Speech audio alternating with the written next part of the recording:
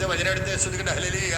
മത്തായി 10:32. 10:32. മനുഷ്യരുടെ മുമ്പിൽ എന്നെ ഏറ്റുപറയുന്നവനെ എന്റെ സ്വർഗസ്ഥനായ പിതാവിന്റെ മുമ്പിൽ ഞാനും ഏറ്റുപറയും. അടുത്ത് എന്താണ് ഈ പ്രാർത്ഥന അങ്ങോളം എത്തുമെന്നാണ് പറയണത്. അല്ലെങ്കിൽ ഇടയ്ക്ക് വെച്ച് യൂട്ടേൺ അടിക്കും സാധനം. മനുഷ്യരുടെ മുമ്പിലാണ് നിങ്ങൾ ഏറ്റു പറയണമെന്നുണ്ടെങ്കിൽ അതുകൊണ്ട് കുടുംബ പ്രാർത്ഥനയ്ക്കുള്ള ഗുണം അതാണ്. കുടുംബ പ്രാർത്ഥന എന്താണ്? കൊച്ചും കുഞ്ഞും വരുന്നത്. ഇപ്പം എൻ്റെ ഫേസ്ബുക്കിൽ ഞാനൊരു കുടുംബത്തെ ഷെയർ ചെയ്തിട്ടുണ്ട്. ഒരു അപ്പനെ 10 മക്കള്. അപ്പോൾ 10 മക്കളെന്ന് ഏറ്റവും മൂത്ത മക്കളെ +2 പഠിക്കണത്. എല്ലാം ഒരു വയസ്സൊരു വ്യത്യാസമേ ഉള്ളൂ. എന്ത് രസമാകും എല്ലാം കൂടി അപ്പന് കുഞ്ഞുങ്ങളായിട്ട് കളിക്കണ കാണാൻ നല്ല രസമാണ്. അത് ഭയങ്കര രസമാണ് അത് കാണാൻ. അപ്പോൾ അതുപോലെ ഈ കുടുംബങ്ങളെല്ലാം ഒരുമിച്ച് പ്രാർത്ഥിക്കണത് ഒരു സമൂഹപരമായ ഏറ്റുപറച്ചിലാണ്. നിങ്ങളവർക്ക് അവൻ വരണില്ല ഇവൻ വരണില്ല ഞാനില്ലാത്ത വിളിച്ച് മടുത്തെന്നൊക്കെ പറഞ്ഞിട്ട് അമ്മമ്മ മൂലക്കുമാരും ഒറ്റയ്ക്കിരുന്ന് പ്രാർത്ഥിക്കത്തില്ലേ? ഇല്ലേ? അത് ഒറ്റയ്ക്ക് പോലെ ഇരുന്ന് പ്രാർത്ഥിക്കണില്ലെങ്കിൽ അങ്ങനെയുള്ള തരകം പിടിച്ച വീട്ടിൽ നിങ്ങൾ ഒറ്റയ്ക്കെങ്കിലും പ്രാർത്ഥിക്കണില്ല എന്നുണ്ടെങ്കിൽ ദൈവം അതിന് തീയിടാൻ സാധ്യതയുണ്ട്. എന്താ കാര്യം? വിശ്വാസം കൊടുത്തിട്ട് വിശ്വാസം കളഞ്ഞു കുളിച്ചതല്ലേ? ആരാണ്ട് വായി നോക്കികൾ പറഞ്ഞിട്ട് നീ വിശ്വാസം കളഞ്ഞു കുളിച്ചതല്ലേ? എൻ്റെ മക്കളെ, വിശ്വാസം കളഞ്ഞു കുളിക്കാൻ വേണ്ടി നിങ്ങളുടെ ചുറ്റും ആൾക്കാരുണ്ട്.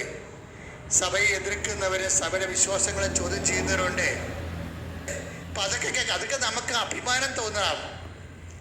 ഇപ്പം എനിക്ക് എൻ്റെ ഒരു 100 വീഡിയോ ഉണ്ട്. എന്താ കാര്യം? അപ്പം അത്രയും എതിരെ ഉണ്ടായിട്ടും നമ്മളതൊന്നും മൈൻഡ് ചെയ്യാതെ നമ്മളെ ഏൽപ്പിച്ച ജോലി പൂർത്തിയാക്കണം. കർത്താവ് എന്താ പറഞ്ഞ അവസാനം വന്നപ്പോൾ പല പ്രസംഗങ്ങൾ യുദാസുണ്ട്, പിലാത്തോസുണ്ട്.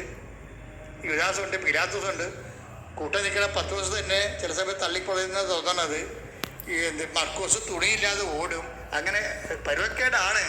പക്ഷെ പരുവക്കേടാണെങ്കിലും സംഗതി എൻ്റെ ചുറ്റും പരുവക്കേടാണെങ്കിലും ഞാൻ എന്നെ ഏൽപ്പിച്ച ജോലി പൂർത്തിയാക്കി. കൈയടിച്ച് ശ്രദ്ധിക്കട്ടെ.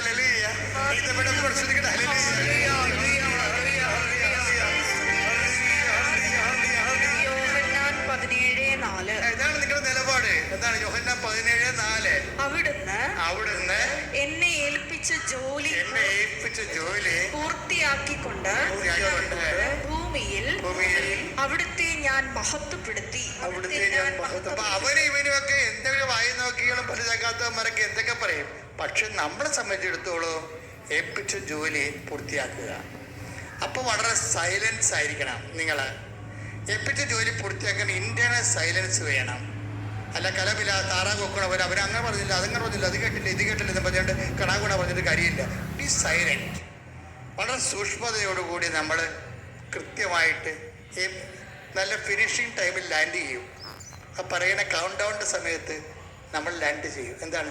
ഏൽപ്പിച്ച ജോലി